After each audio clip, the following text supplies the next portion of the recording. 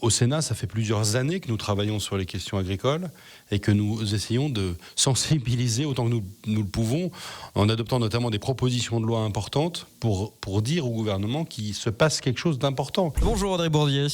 Et bonjour Lucas, bonjour à tous. Les opposants de la Haute-Savoie Arena sont sur Radio Mont-Blanc ce matin. Tu invites Loïc Hervé, c'est le sénateur de la Haute-Savoie. Bonjour Loïc Hervé. Bonjour. Alors on en parle dans les journaux depuis ce matin sur Radio Mont-Blanc. Ce lundi est marqué par une grogne sociale qui monte et qui s'étend.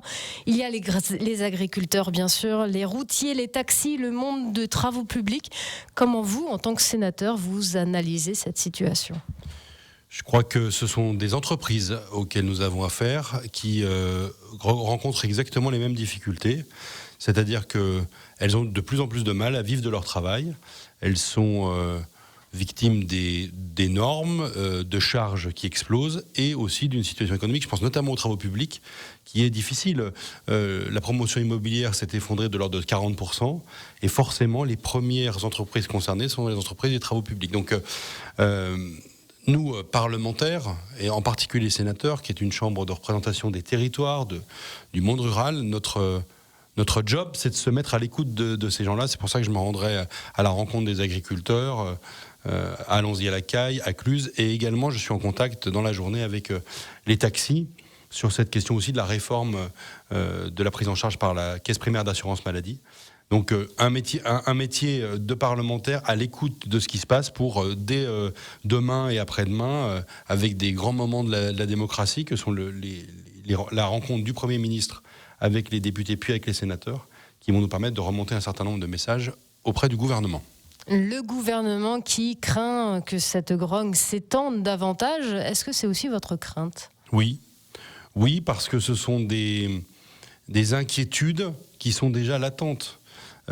Au Sénat, ça fait plusieurs années que nous travaillons sur les questions agricoles et que nous essayons de sensibiliser autant que nous le pouvons, en adoptant notamment des propositions de loi importantes pour dire au gouvernement qu'il se passe quelque chose d'important. La fronde, elle a commencé dans le sud-ouest.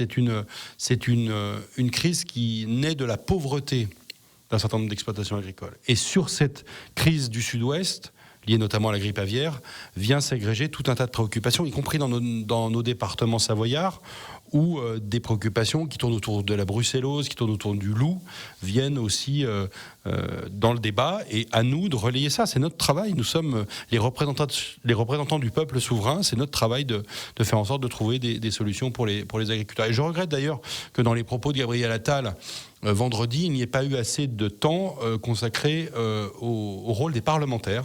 Parce que c'est nous qui voterons un certain nombre de lois et c'est nous qui pouvons nous mettre aussi à l'écoute de la réalité que vivent les agriculteurs, les taxis et les entreprises des travaux publics. Est-ce que vous allez porter cette voix au Sénat là, dans les prochains jours ? Est-ce que vous avez prévu une prise de parole ? Ce sera pas nouveau parce qu'on le fait déjà depuis longtemps. Et on a eu un débat sur le loup il y a maintenant 15 jours au Sénat, donc ce ne sera pas nouveau. Et évidemment, avec mon groupe parlementaire, qui est le groupe de l'Union centriste, on a prévu un certain nombre de choses. On a même eu une réunion de groupe en urgence samedi matin pour faire le point sur ces différentes questions agricoles. Donc on est vraiment à la fois préoccupé et complètement mobilisé pour faire en sorte que la voix des agriculteurs soit entendue au Parlement français. Loïc Hervé, on a beaucoup parlé ces derniers jours du deux poids deux mesures. Les agriculteurs sont mobilisés depuis une semaine maintenant. Ils ont mené des actions pacifiques et des actions aussi où des bâtiments publics ont été dégradés. Il y a eu un incendie dans une mutuelle agricole. Pourtant, les CRS ne sont pas envoyés. Ça va faire plaisir aux étudiants, aux infirmières, aux sages-femmes et autres opposants aux retraites. Qu'est-ce que vous en pensez ? Première chose, il est absolument inadmissible de s'en prendre à des fonctionnaires ou à des bâtiments publics. Ça, c'est le principe. C'est un principe républicain. C'est un principe tout à fait communément admis. Donc, dès lors qu'il y a des violences, elles doivent être condamnées. Elles doivent être condamnées, y compris sur un plan pénal. La deuxième chose, c'est que dans cette affaire du monde agricole, c'est l'occasion de laisser s'exprimer des gens qui ne s'expriment jamais.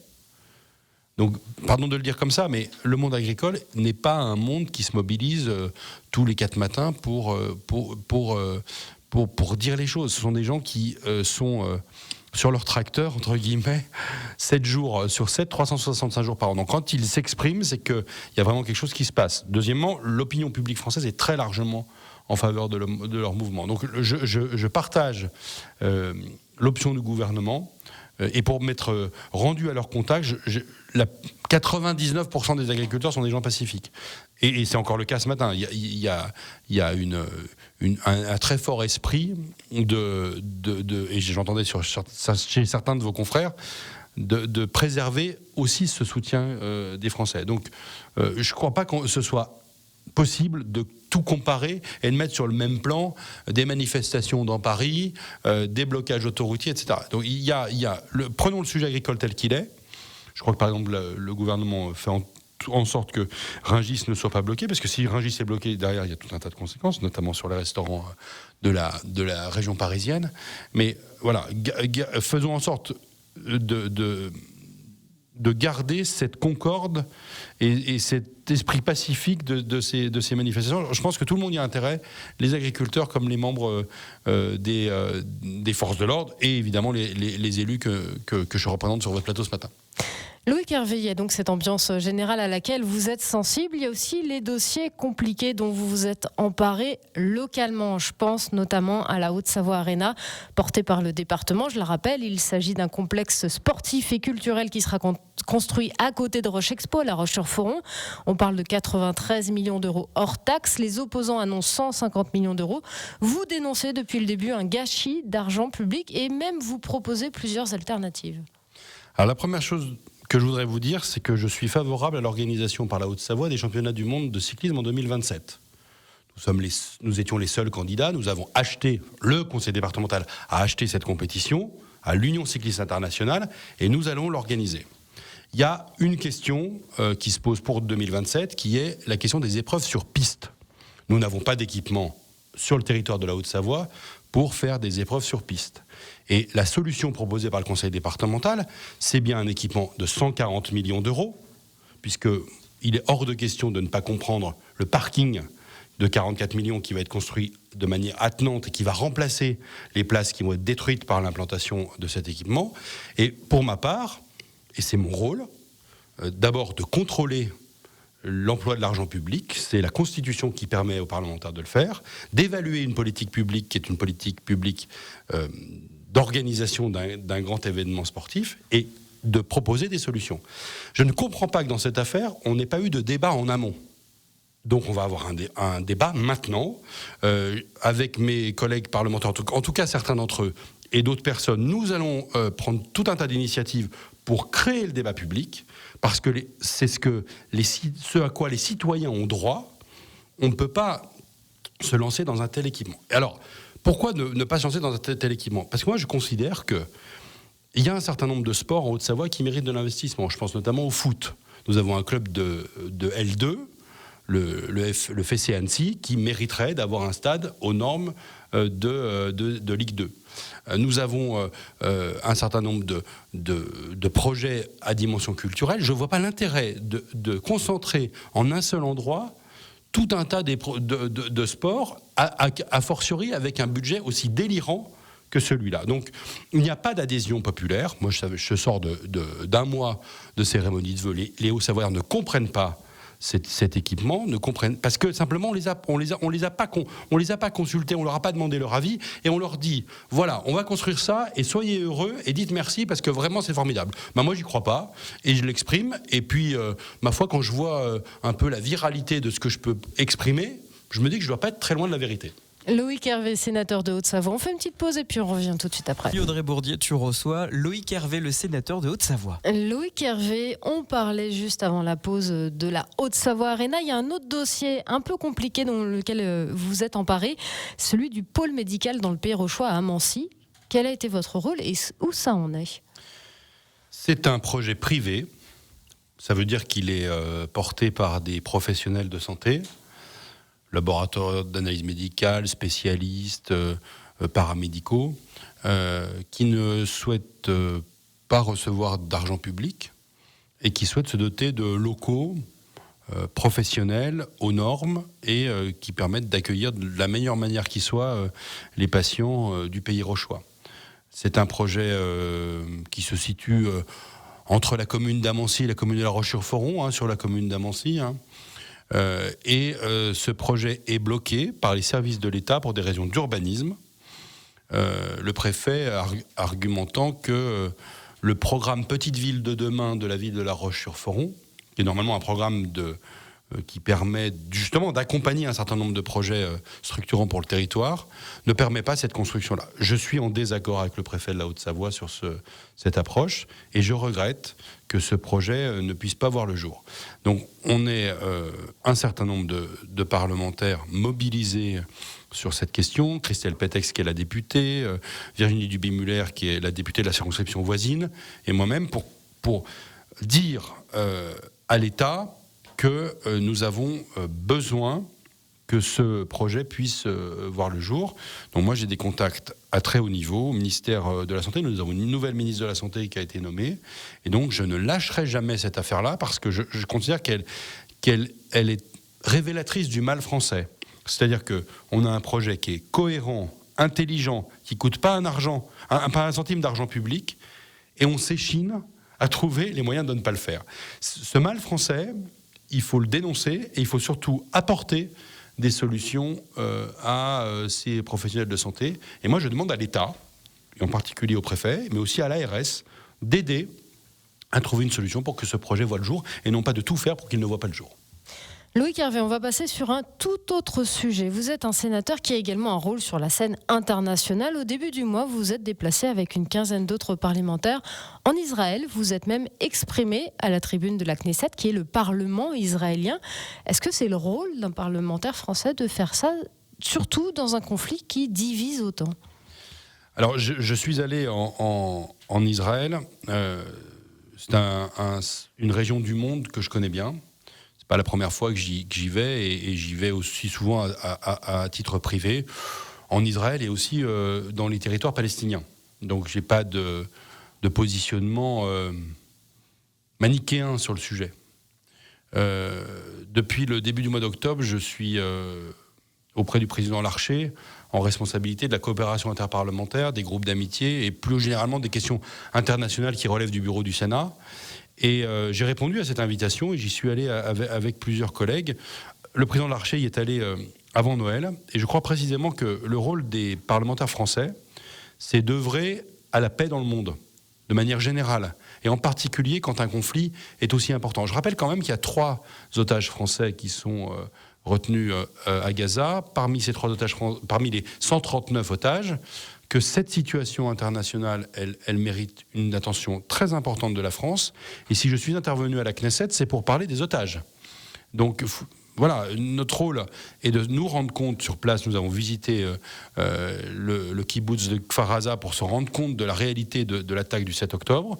En même temps, nous étions témoins des opérations militaires de l'armée israélienne à Gaza, puisque nous étions à quelques centaines de mètres de la frontière, donc les opérations militaires étaient en cours, on pouvait les voir et les entendre.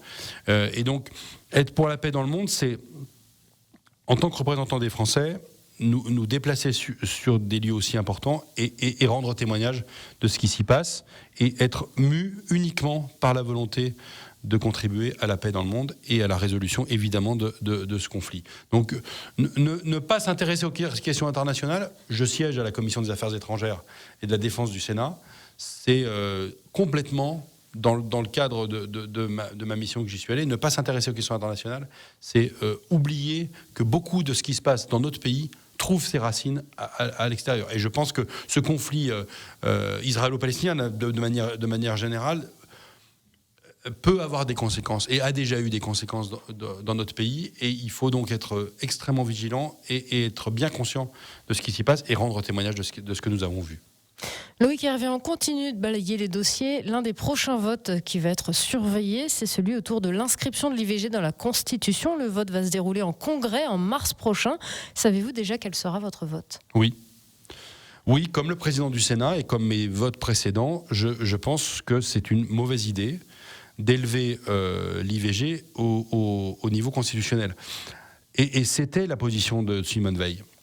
En fait, aux États-Unis, en 1973, la Cour suprême américaine a mis le droit à l'avortement au niveau fédéral et a à créer une protection fédérale. Et la même Cour suprême a reviré jurisprudence et a rendu cette compétence aux États fédérés.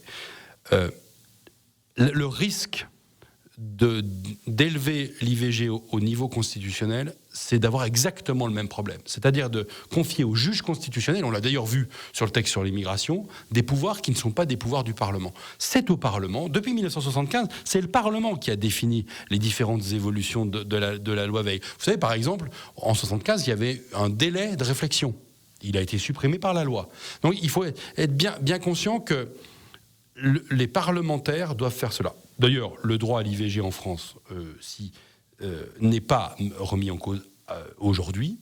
Il n'y a aucun parti politique qui parle de le remettre en cause.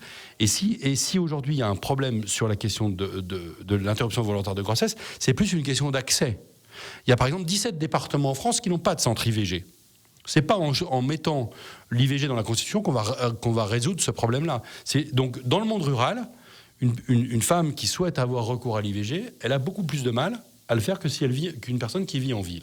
Donc ces questions-là, ces questions d'accès à l'interruption volontaire de grossesse, c'est des questions qui sont beaucoup plus des questions concrètes, d'organisation des soins, que des questions de niveau constitutionnel. Donc le président Larcher a pris une position publique, je la soutiens complètement, et je sais que c'est pas simple, parce que peut-être que certains de vos auditeurs vont dire, mais c'est le discours des anti-IVG. Pas du tout, c'est pas le sujet en fait. Le sujet, eh bien, est-ce qu'on veut mettre des droits sociaux et sociétaux dans la Constitution ? Je pense que c'est une mauvaise idée de le faire, parce que c'est un abandon de pouvoirs qui doivent rester absolument au niveau du Parlement. Loïc Hervé, une dernière question. À l'automne, vous avez été désigné vice-président du Sénat. Depuis, vous avez déjà présidé vos premières séances. C'était comment ? Alors, quand on n'est pas vice-président et qu'on est sénateur et qu'on se rend compte de comment la séance est présidée, on se fait quelques idées.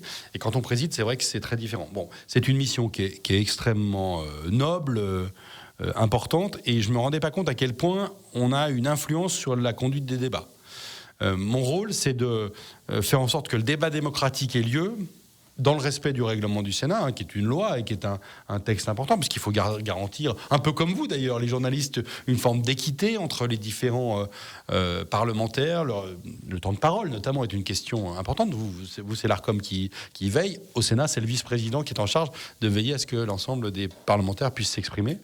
Et puis, le président du Sénat m'a confié aussi, j'en parlais tout à l'heure, tout ce volet des questions internationales relevant du bureau, donc les groupes d'amitié, la coopération interparlementaire. Et donc, je suis très souvent à ses côtés pour recevoir des chefs d'État étrangers. Je me suis rendu en Allemagne avec lui également. Et donc, c'est une mission très importante, très prenante, mais qui m'apporte beaucoup de satisfaction personnelle et qui, j'espère, me permet d'être à la hauteur de ce que les collègues attendent de moi, c'est-à-dire d'avoir une présidence qui soit à la fois pleine de bienveillance. Il faut aimer ses collègues quand on les voit s'exprimer. J'ai présidé par exemple la séance sur le texte sur l'immigration. Donc il faut aimer, et aimer au sens littéral du terme, c'est-à-dire reconnaître, être bienveillant vis-à-vis de ceux qui s'expriment, et puis avec une certaine forme d'autorité, puisqu'il faut aussi que le débat parlementaire avance. En tout cas, vous avez devant vous un vice-président du Sénat très heureux d'accomplir cette fonction au service de ses collègues. Loïc Hervé, sénateur de Haute-Savoie, merci beaucoup d'avoir été notre invité ce matin sur Radio Mont-Blanc. C'est un entretien qui est à réécouter en podcast sur radiomontblanc.fr, mais également en vidéo sur les réseaux sociaux de Radio Mont-Blanc.